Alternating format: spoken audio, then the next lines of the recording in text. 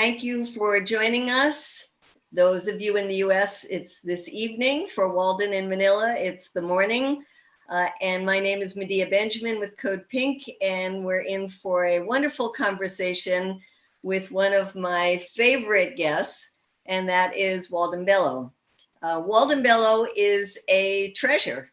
What else can I say? He's an amazing analyst, a prolific writer, writes the best books on globalization that you can find. He's a professor, he's an organizer, he's one of the founders of the very influential organization called Focus on the Global South.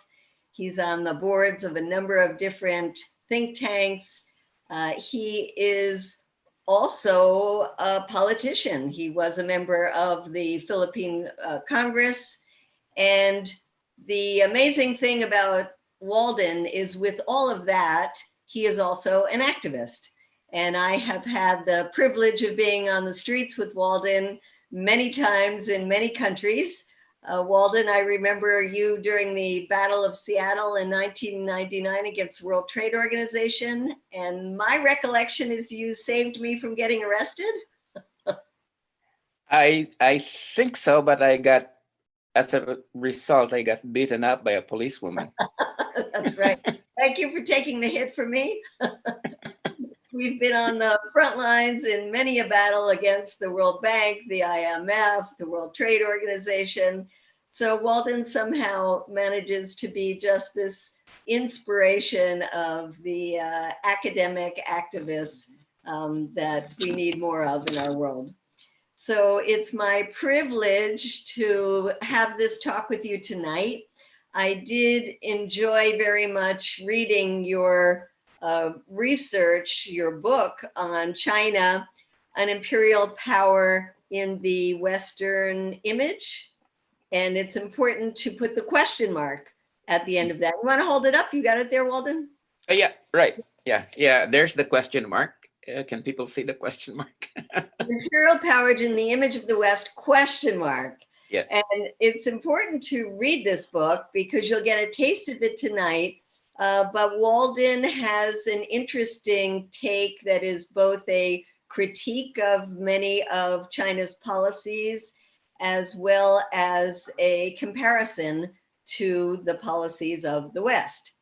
And I thought before we dig into that, because we're going to focus on China's policies in the global South, I thought it was important to unravel first something that kind of hit me as a little strange, which is your characterization of China as a capitalist power. So can you first tell us why you say that? And thank you for being with us, Walden. Thank you too, Medea. And I'd like to, I'm really happy that I'm sharing the next hour or so with you. And I think that, I don't want this to seem like a mutual admiration club, but you are one of the people that I really hold in very much respect because of your work as an activist and always on the front lines and always getting arrested. Anyway, so. Except when I'm saved. Yeah, right. Okay. Well, I think first of all, that China is a capitalist power in the sense, that a lot of what happens economically are governed by market relations in China. And the engine of the economy is basically the search for profits. Okay. Now, of course, the state does play a big role in China, but I think we also need to realize, that private enterprises are, the dominant enterprises, or within the Chinese economy at this point in time. So, so because of all of those elements, I think it is but fair to characterize China as a capitalist economy. Of course, If you ask the Chinese government, they would say that it's China is um, an economy that is Chinese socialism with Chinese characteristics. But for all intents and purposes, I think we can say that it is, in fact, a capitalist economy. Is that the same thing as saying a capitalist country? Yes, I would say so. I would say so. And I mean, uh, if you look at it, I think there is the dominant sort of class relation in China is between what we would call a combination of state and private capitalists that mainly relies on the um, on the exploitation of labor. Okay, and that is in fact the dominant class relationship. It is working class labor that produces the value that marks the that serves as the main feature of the capitalist economy. So before we get into China's relationship with the global South, can you briefly tell us how China managed to pull millions and millions of people out of poverty in the last 40 years? Yes. Well, I think that, this is one of the things about China. It's marked by a number of, different contradictions. And I think it is really true, that over the last 30, 35 years, China has been able to pull something like around 300 to 400 million up from poverty. Okay. And in fact, it is China that mainly, up till around 5 years ago, it was mainly China that that was responsible for the reduction in global poverty. Okay. However, China has also become one of the most unequal societies in the world. Okay, in fact, in some estimates, it rivals the inequality in the United States. So, a number of different things. One is that China has rapidly developed as a capitalist economy. Okay. Second, that has meant, in gross statistical terms, a significant reduction in poverty in China. But accompanying that too has been a rapid rise in inequality. I think we should realize that back in 1972, before Nixon went to China, China was one of the most egalitarian, if not the most egalitarian societies in the world. And over the last close to 50 years now, that has changed. Okay, and it has become one of the most unequal societies in the world at this point. So it is a society with a great deal of contradictions. Just curious if you get any sense of how the average Chinese people feel about the inequality. Is it better that so many people have been lifted out of poverty, and if the inequalities come as a consequence of that, so be it? Or is there a lot of resentment towards the wealthy class? Well, the way that some people put it is that yes, inequality has grown, but the incomes of the average person has grown even faster. And that they measure, people measure mainly the improvement in their status, their economic status, compared to what it was, say, 10 years ago, or compared to what was the status of their parents, rather than looking at it in terms of relationally to other people and other classes at this point in China. So again, quite a number of contradictions here. On the one hand, yes, there is some degree of resentment, but on the one hand, that does not really snowball into resistance at this point. Secondly, I mean, political resistance in a big way. Secondly, you do have a great deal of uh, uh, strikes in China, working class workers' strikes over the last several years, and also resistance from peasants who feel that there's been land grabbing that's been going on, and from the middle class, a great well, not just the middle class, but workers and everybody else, a great deal of um, uh, protest when it comes to environmental destruction that affects their lives. But these are localized protests. They don't come together in a systemic fashion to challenge the central state or the Communist Party.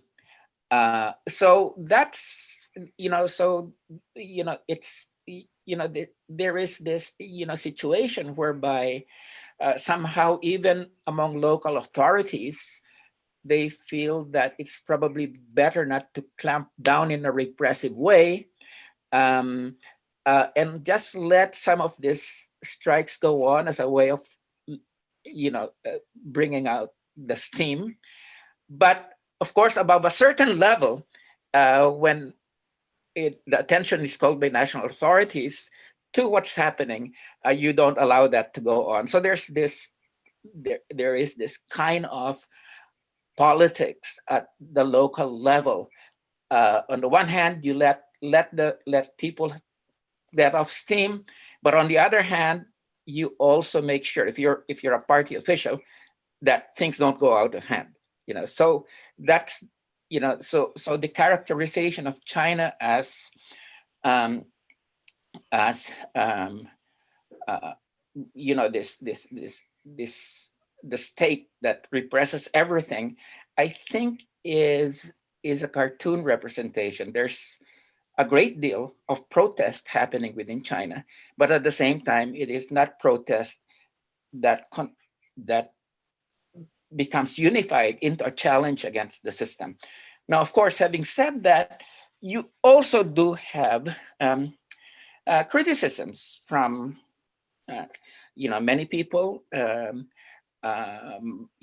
intellectuals, middle class people, working class people. They express this on the internet, and and again, the situation with respect to that is you always get the that at a certain point in time, the authorities clamp down, and it's a sort of an ongoing kind of um, push and pull. Uh, People protest on the internet. The authorities let it go for some time. Then finally they clamp down, and then the great firewall, as they call it, the dynamics begins. But that's the kind of complexity, my understanding, that's happening, at this point in time. But one thing is fairly clear, that the Communist Party does not want its hegemony challenged, and that it considers itself as sort of the organization that um, is responsible for the stability of the country, for the unity of the country. And at the same time, there are people within China, that do feel that it's time for the party to loosen its hold, and that China should move towards a more pluralistic, more democratic system. So that's an ongoing debate, dialogue, conflict, that's happening within China at this point. Well, it was so interesting in your study, and we should let people know where they can get it because they can download it for free, right? Yes, definitely. They go Yes, to. they can just go to the Focus on the Global South website, and that's www.focusweb.org. So, One of and the very interesting things I found in your writing is the decentralization in China of the economy.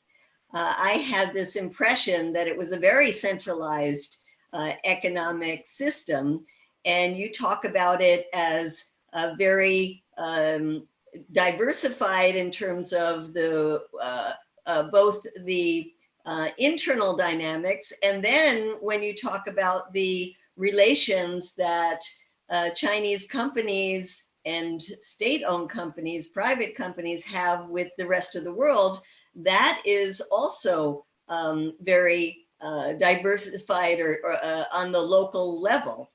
So I thought that was something that I didn't really understand before I read your study. yes, well, it's not only you; it was me before I did the study. I had this impression about this monolithic state. But in fact, the provinces have a great deal of autonomy. Local areas have a great deal of autonomy when it comes to economic decision making, when it comes to investments, when it comes to promoting enterprises, and when it comes to competition for funds from the central state. And when it comes to attracting the attention of the state enterprises and the big banks, the fight for funds. So uh, one person has said that it's the most decentralized economy in the world. I probably would not go as far as that, but certainly there's a lot of decentralization and competition and duplication of economic activities in China, and a lot of waste because of this competition.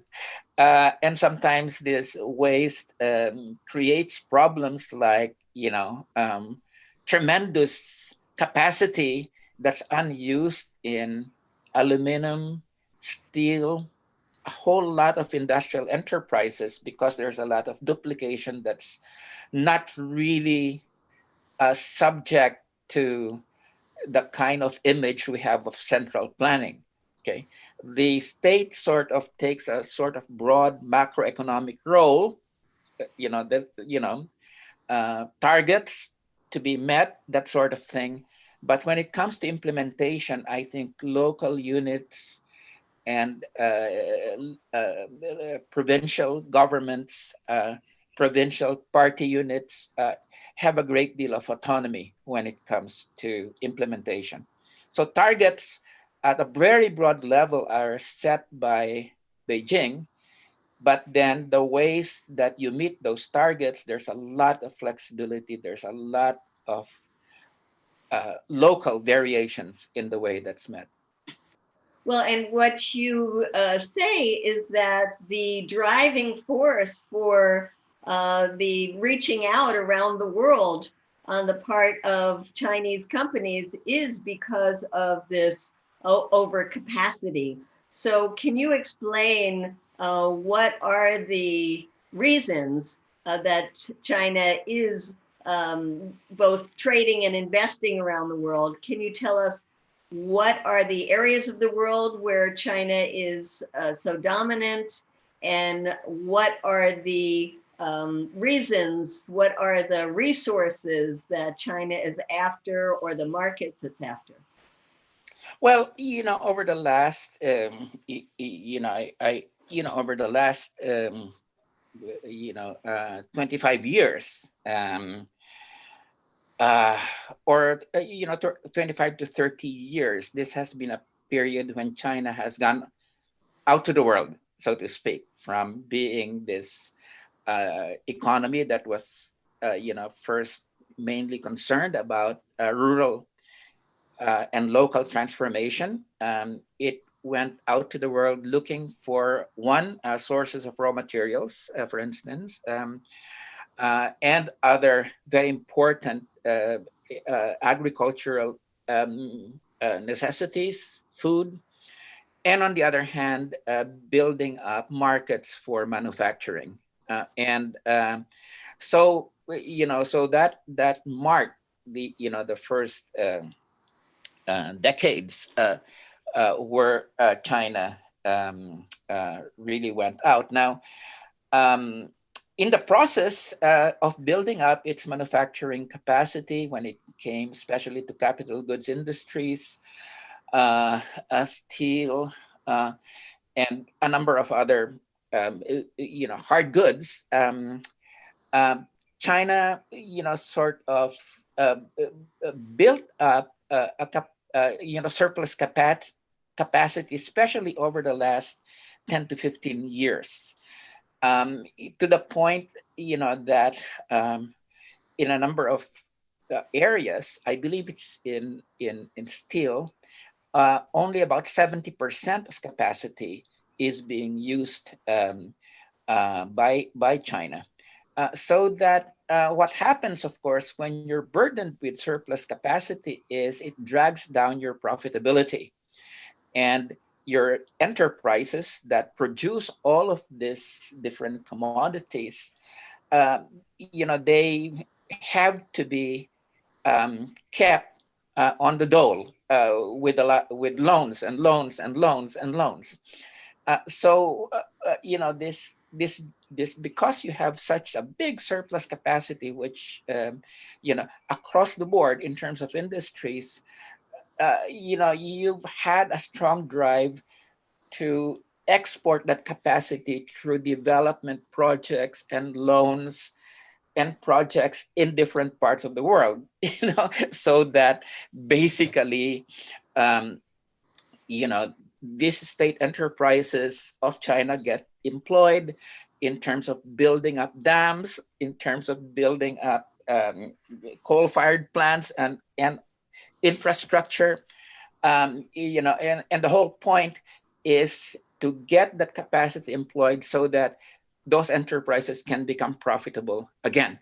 So my point there was, when we look at the Belt and Road Initiative, which is this big effort, it seems like China's plan to dominate the world, or the so-called maritime route and the land route, and now it's sort of several silk routes throughout the world, including a polar route, Silk Route. Um, people, some people have said, "Oh my God, this is a Chinese plan to dominate the world." Some of us have a more simple explanation, that China's economy is in trouble because of this surplus capacity, and it's exporting that. And that export of that capacity is, in fact, taking place in a very chaotic fashion, whereby even provincial governments in China are making deals internationally, with different governments, and making deals against provincial governments and state enterprises in China itself. So it's a fairly chaotic process. And as some of my friends, Lee Jones, for instance, would say that this is not exactly the kind of blueprint for domination that people are looking at. And in fact, it's very interesting that the White House itself, the recent report of the White House, I believe it was a 2017 or 2018 report, when it attacked China for a number of different things. It had a footnote that said that that many people say that there is no plan to this, but it's really just it's an effort to solve China's surplus capacity problem. Okay, so that's my sense. Then is that that's more the reality rather than this plan, to take over the world. So you have a lot of criticism of China's trade and investments overseas, and we'll get into those. But you do make this distinction that unlike Europe and the US, that China's relations have not been imposed on developing countries. Can you explain it? Oh, Imposed yes. militarily. Yes, I think that's really a very, very big difference. I mean, China has moved peacefully in terms of trade, establishing trade relationships with the rest of the world, especially with the developing world. This was unlike the way that Europe did it, since the 15th century, which is to really impose its trade relations, its economic relations, by force and coercion throughout, the third, what was then the third world, to through what we now call the global South, which meant, you know, this was, as we all know, beginning with, well, even before Columbus, but especially with the Americas, beginning with Columbus, this involved, genocide, slavery, so much of, the kind of terrible exploitative relations that we see now. In China's going out over the last 25 years, that's been mainly a peaceful process. And I don't think that anyone can credibly say that China is imposing its trade and economic relations by force. Okay. There are abuses, undoubtedly, as you said, we can get into that, but generally it's been a peaceful process. And even the World Trade Organization, for instance, if you look at the dynamics of the World Trade Organization, it's coming together. Its dynamics over the last, several years. The WTO was, pushed mainly by the United States and Europe, and what the elements of exploitation in the WTO has been mainly promoted by Europe and the United States. China, however, has been the main beneficiary of a number of the what happened when the WTO was founded, but that's a different story. But in any event, I guess what I'm just trying to say is that there's a very, very, very, very big contrast between the way that Europe and the United States expanded and the way that over the last 25 years, China has gone out to the world. So there's a difference in the way it was done, but in terms of the impact, there are some similarities. And you mentioned the Belt and Road Initiative. I think, Walden, a lot of people in the United States, even folks that follow, progressive policies, have no idea what the Belt and Road Initiative is. And I'd like to read just a little paragraph of what you write about it. You criticize it as a, quote, grandiose, anachronistic transference to the 21st century of technocratic capitalist, state socialist, and developmentalist mindset that produced the Hoover Dam in the United States, the massive construction projects in Stalin's Soviet Union during the 1930s, the Three Gorges Dam in China, the Narmada Dam in India. All of these are testaments to what Arundhati Roy has called modernity's, quote, disease of gigantism that crosses ideological lines. So can you explain this a little more, this type of development? Well, this is the kind of development that, is when we call them technocratic, it's sort of very capital intensive. It's non-consultative. It is imposed from above. And when it comes to the Belt and Road Initiative, it consists of coal-fired power plants, infrastructure plants, big dams, that, these are the kind of 20th century projects that the World Bank, for instance, has promoted.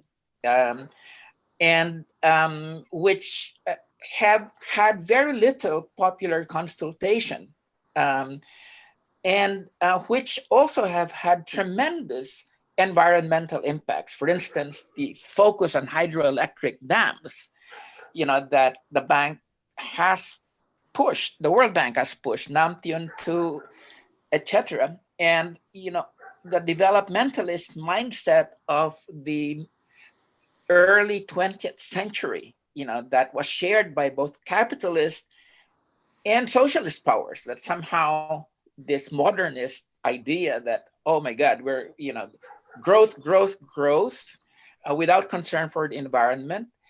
And, that somehow this growth would spin off into social goods. It's that kind of big project modernist thinking that unfortunately China is at this point in time promoting through its big, through the Belt and Road initiatives. And the hope that many of us have is that China, looks at this and say, hey, this kind of Western developmentalist thinking has gone nowhere and has in fact provoked a tremendous amount of environmental dislocation.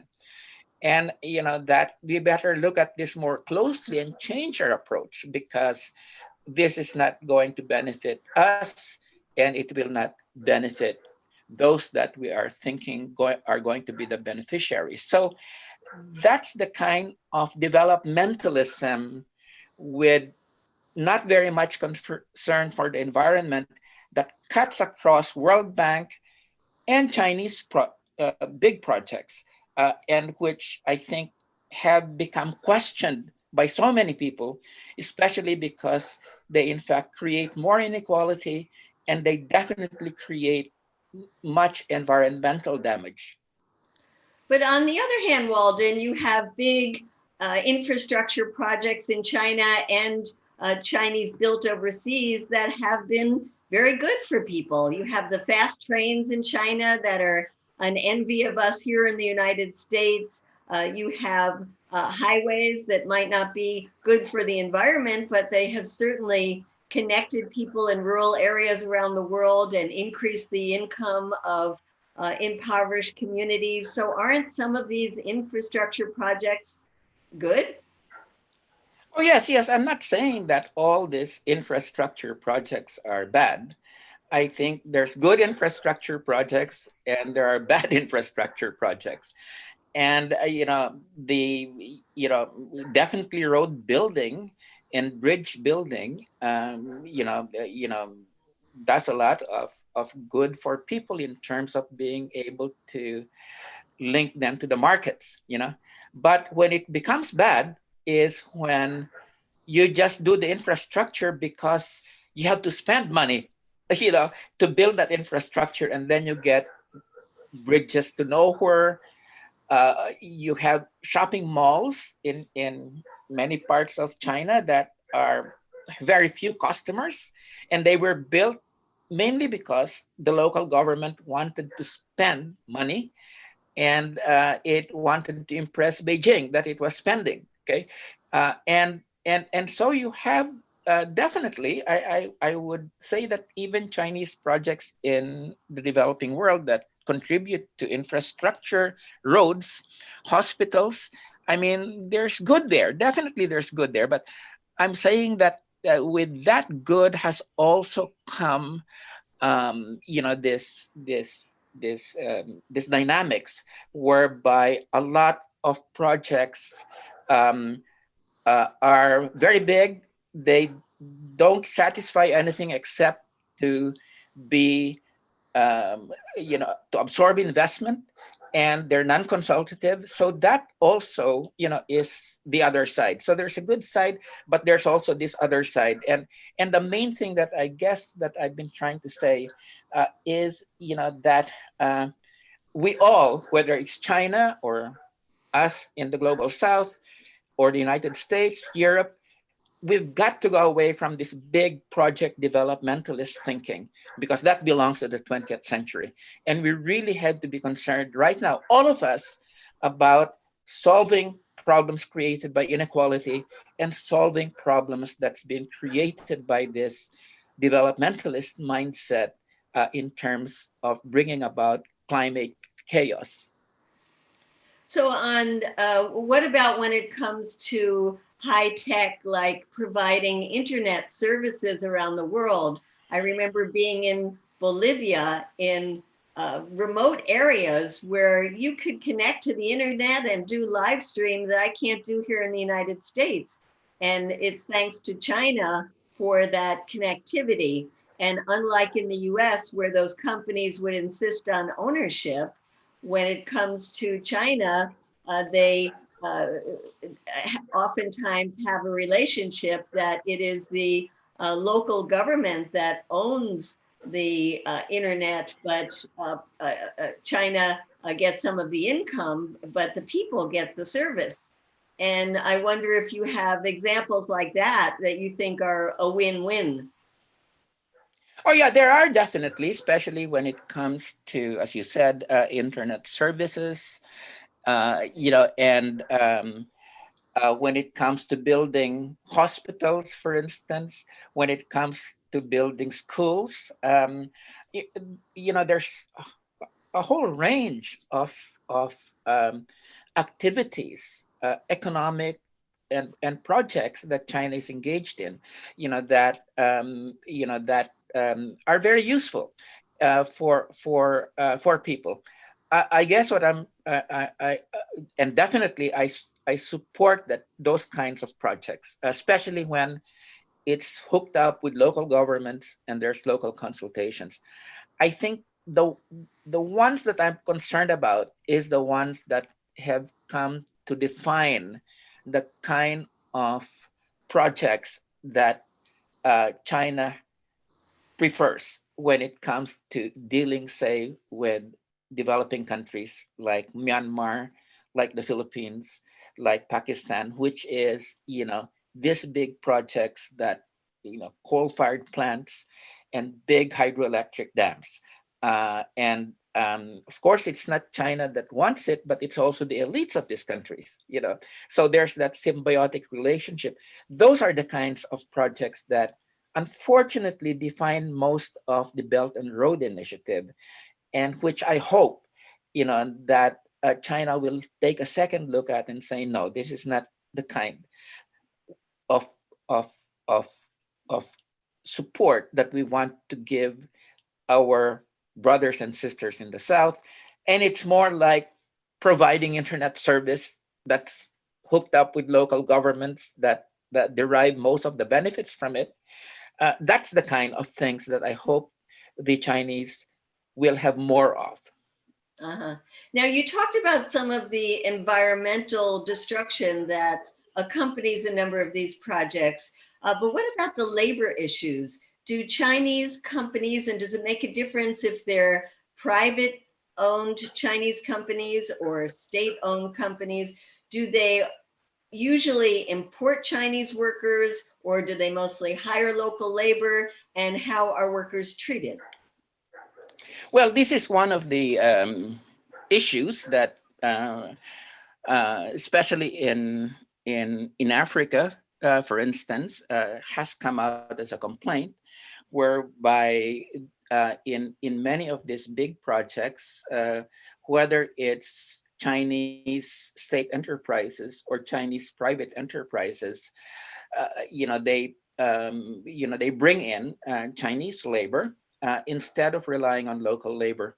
And I think this is one of the big issues that China and countries in the global South really have uh, to deal with, because people in a number of our countries are workers are really upset that the building of an infrastructure, the building of schools, the building of highways, that they expect that it's local labor that ought to benefit from that, and that you really don't need Chinese labor for that, and so I think that is, that is one of the issues that, in fact, that um, uh, that creates conflicts, within, between China and countries in the global South. I would say that yes, that's there. That definitely is a problem. So if we look at the world today, we can't talk about it without talking about coronavirus. This has led to a heating up of the US anti-China rhetoric, Cold War with China, but it's also affecting economies throughout the world. China is quicker to be on the road to recovery from coronavirus than most of the Western nations are. And what do you think this will mean in terms of China and the rest of the world? Has China's image been particularly tarnished around the world, and will that have an impact economically? Or will it be that because the US and the West are slower in their recovery, that China will have even more of a head start in this recovery and become more of a superpower? Well, several things, Medea. One is, definitely, China deserves a lot of criticism, for the way that it covered up the virus in its beginning stages. And of course, some people would say it was just a local government, and it wasn't really Beijing. And when Beijing found out, it was a bit too late. It's hard to buy that explanation because, when it's the system, it's, when local officials feel they have to cover up, and not be transparent, that's a system that goes beyond the local. That's a national political system problem. Um, so um, so definitely, with respect to not stopping the virus in its tracks in the very beginning, I think the criticism of China is justified. However, to then uh, uh, say, as Trump does, that this is kung flu, whatever, the whole racist thing, and to say that it's all China's fault, is definitely misplaced, because the United States could have, if it took it seriously, could have, in fact, limited the spread of the virus. But we had, in the United States, a government, the Trump administration, that really did not take it seriously. And in fact, well, we all know this, that it spent most of its time trying to deny there was a problem, and now it's a bit too late for that sort of thing. So, you know, that's the second thing that really must be there. The third thing is that it's not just China that's been able to contain the virus, because there's this idea that somehow, oh, look what centralized governments can do. That we need more of that authoritarian kind of thing to stop this disease. No, if you look at, like, for instance, one area that I'm quite familiar with is Thailand, where yes, you do have a military government there, but basically the military government was in the way, and it's a good thing that it was the public health authorities and civil society that called the shots there. And the government was basically an onlooker if it was not creating problems. And they were able to do it. These public health authorities and civil society in Thailand were able to contain the virus to the point that I think, if I'm not mistaken, they've only had something like 3,000 cases and about 59 or about 60 deaths all throughout this period. And it's been contained. Like, I was just in Thailand 2 weeks ago, and it's back to normal.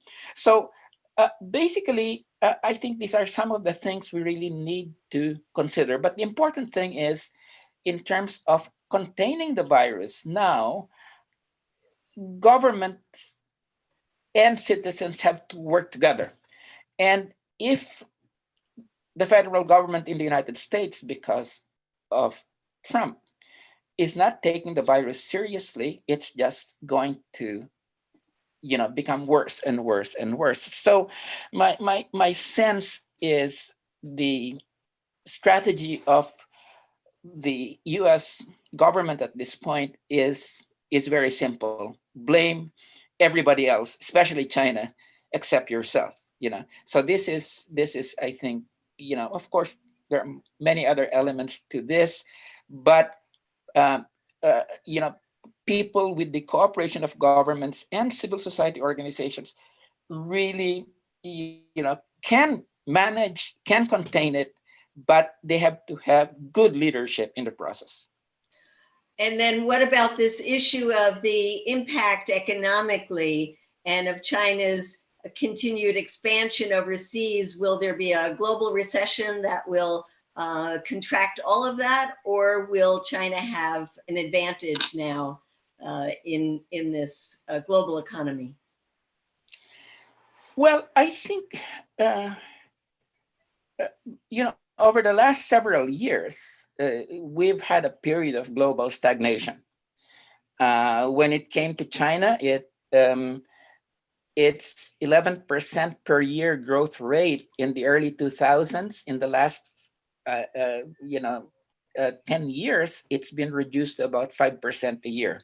Uh, and when it comes to China, 5% growth uh, is really extremely low, and they're really worried about it. And I think that at this point in time, uh, you know, China may be uh, on the path to uh, recovery faster, than the United States and the Western European economies. But really, I think the problem is really much more global, and China is still very much an export-oriented economy. It's not succeeded very well in you know in um, refocusing its economic growth on the domestic market. Um, and given the fact that it's still very much dependent on imports from the outside and exports to the rest of the world, unless there is a global recovery that takes place, then China won't be able to go beyond, won't be able to really significantly move faster, than the rest of us. And I believe the Chinese are realize that their fate as an economy is very much tied up with the rest, of the world. Now, of course, we're you know um, seeing this at this point in fairly limited terms, in terms of you know what happens if we continue to be uh, within this system of global capitalism. Um, but I think that what we need to be raising at this point is, can we really move forward? China and the rest of us, can we really move forward if we are still subject to the dynamics of global capitalism? And I think that's really the thing that we really need to look at, instead of who's going to benefit. Is it going to be China will benefit from the coronavirus, or will it be somebody else? I think that's a very limited way that people look at it, because even before the coronavirus, global capitalism was really in very great trouble. I mean, we were talking about, by the way, Medea, the world had not yet recovered from the 2008 financial crisis. Okay, Europe was a mess before the coronavirus. United States recovery was despite Trump's claims, very very um, fragile, and that's when we got hit by the second big global crisis, which is the coronavirus. So basically we're saying that the system that we now live under has been hit by two very mortal blows. And how do we get out of it? Can there be a third kind? Can there be uh, how would you put it now?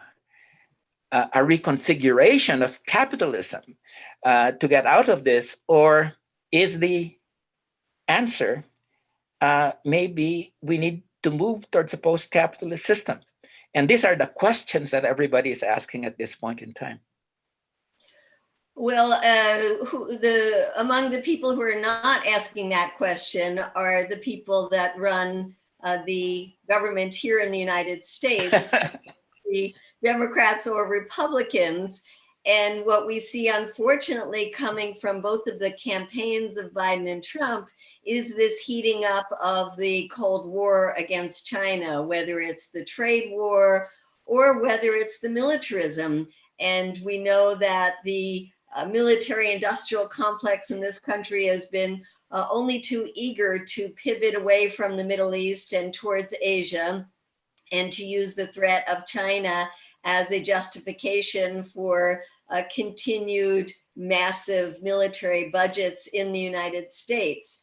So I want to talk a little bit about China, as we have been told here in the United States, is modernizing its military, and that it's now the second largest military budget in the world. This is portrayed to the American people as a threat to the United States. Can you talk about China's budget, compare it to the United States, China's military expansion overseas compared to the United States? Give us a little perspective on that. Well, okay, this is quite interesting in the sense that the first thing we've got to look at is, that U.S. corporations were very central in building up China to what it is today.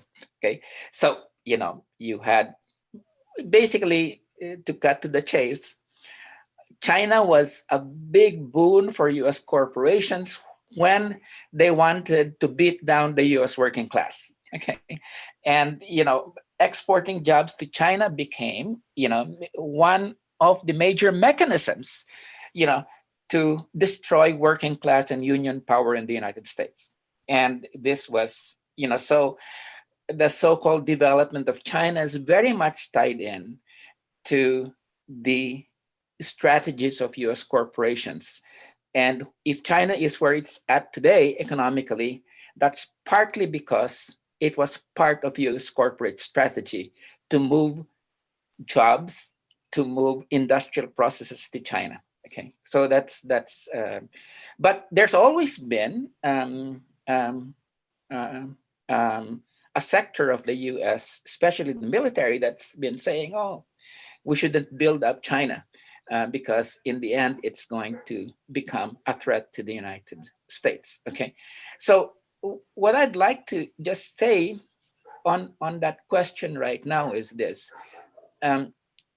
If you look at the military budgets, let's take 2018 figures, the United States was spending about $660 billion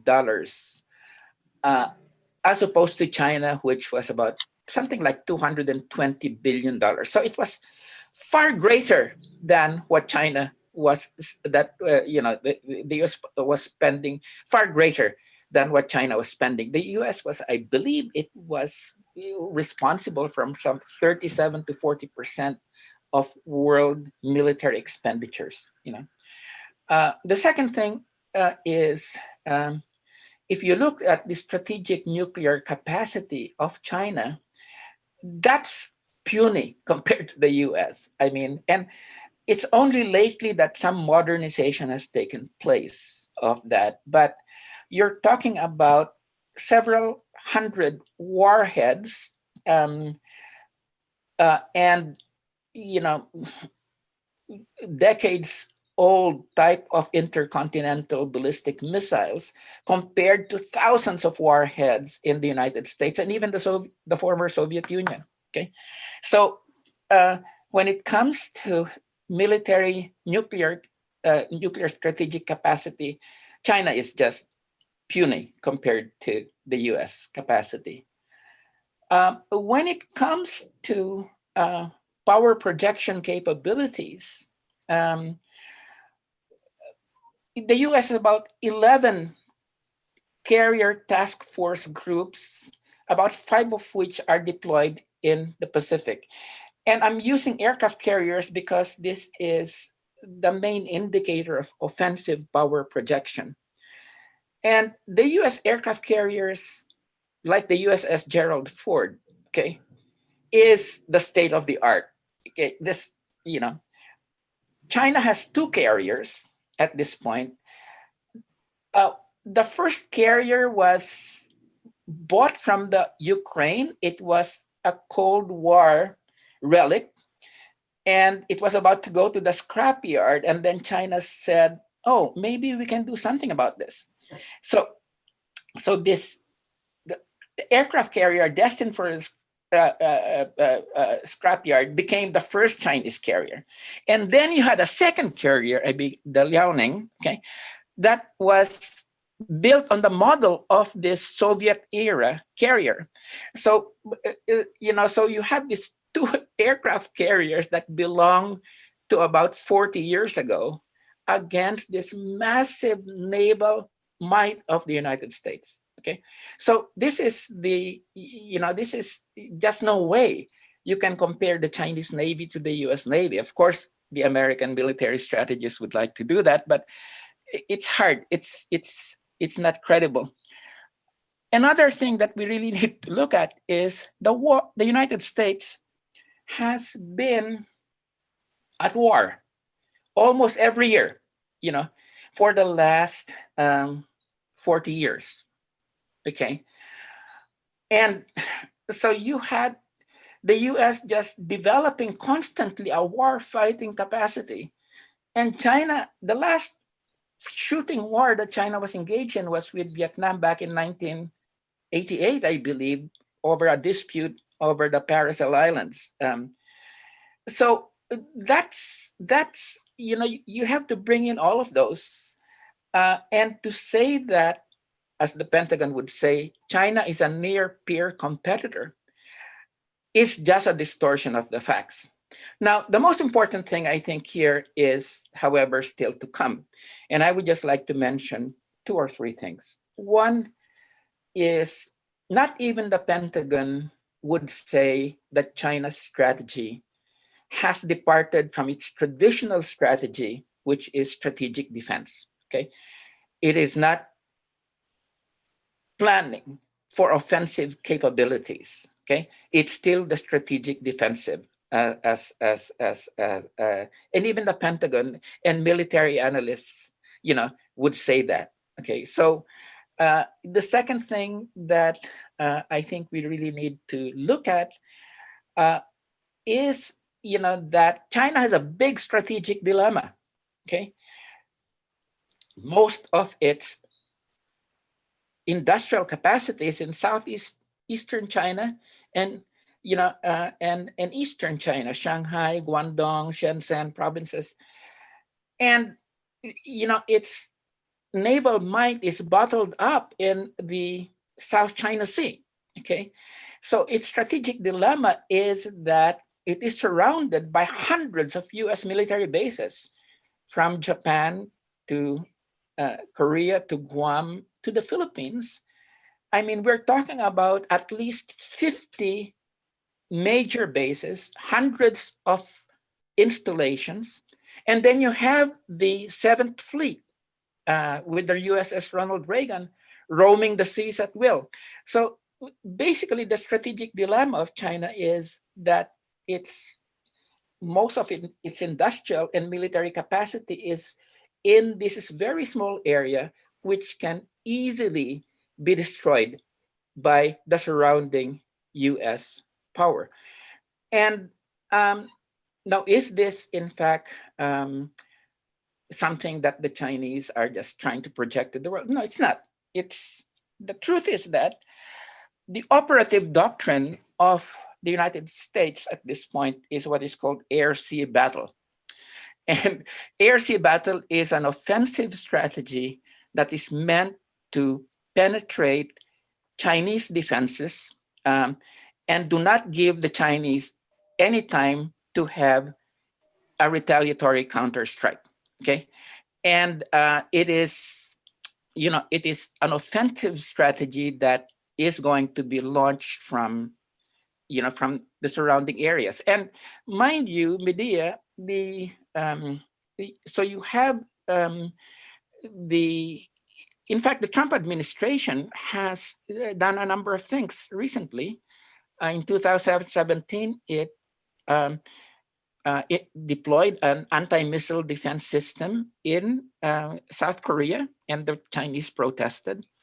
And then when it withdrew from the Intermediate Nuclear Force Treaty, which was about a year or year and a half ago, now it has deployed this intermediate nuclear missiles, or it has announced that it would deploy them in the Pacific aimed at China. Okay, so basically, the U.S. strategy towards Asia has always been what it has called forward deployment. That is, push your forces as far away from the U.S. mainland as possible to confront a threat coming from the Asian mainland. Okay, so that is called forward deployment. That is called, in Orwellian terms, forward defense.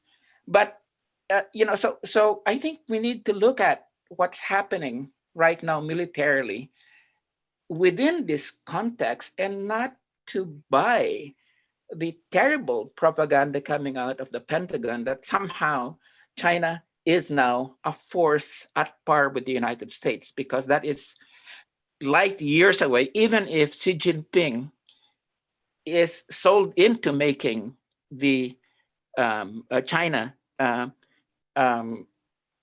par with the United States, that is going to take many, many years, probably about 4 decades away, if in fact, they can be determined to pull that off. Well, that brings us to the end of the hour, and there's so many other questions. So I think, Walden, we're going to need a part 2 with you sometime. We have a lot of questions that listeners have written in, and one of them that we will need to do another time is that some people have never even heard of the term Belt and Road Initiative, and they would really like to know what that is all about. So we'll have to go back on that.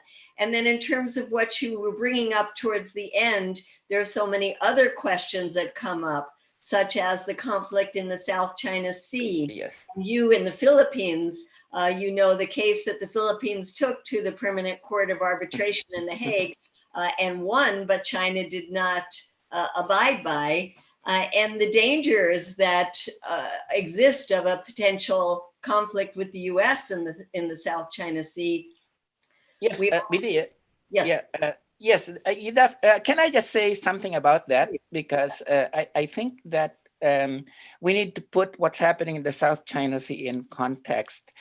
One is, there's just no justification for China to say 90% of the South China Sea belongs to us. Okay, and that is shared territory, and the Philippines and Vietnam and Indonesia and Malaysia, they have the rights to there too, and China just can't go around saying, boom, get out, this is our territory. So the second thing is, as you said, the International Court of Justice has said this isn't a valid Chinese claim. Okay, now having said that, I think that it's important to also realize that China's moves in this area has been on account of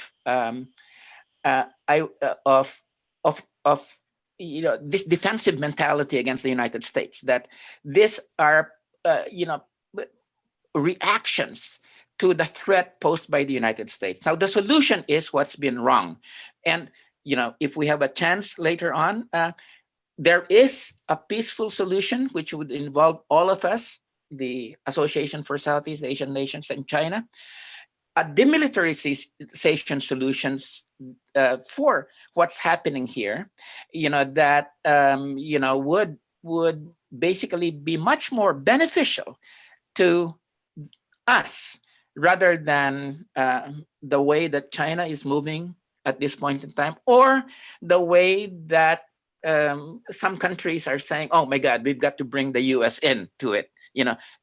These are just these are solutions that are just going to create even more conflict in this area. But let me just stop there.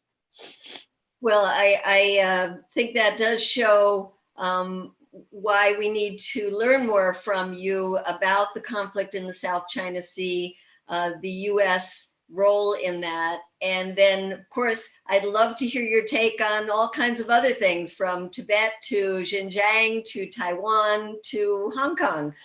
So there's a lot we need to talk about. But maybe as we wrap up, you can just give us your thoughts.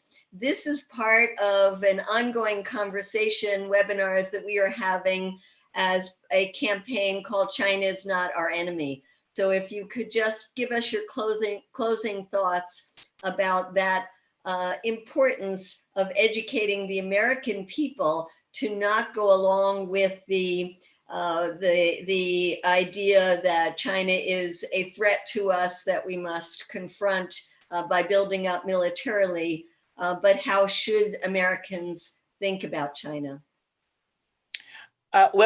Yes, and I would just like to begin from where you had initially stated, that unfortunately, for a number of reasons, both the Trump administration and, the Biden folks, to whom many former Cold War people with the Republican Party have now migrated in support of Biden.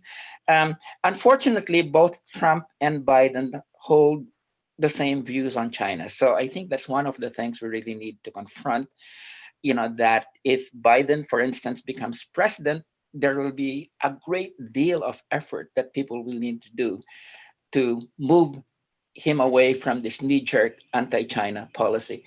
The second thing that I think we really need to really look at is, that civil society should really intervene in this process of lessening or reducing the conflict between China and the United States. And that's really going to be a really big effort, because on the one hand, I think you do have this interests, the military-industrial complex, and now a significant part of the U.S. capitalist class that is saying that we've really got to beat down China, and this is a fight for the future, and so that's going to be a really big challenge that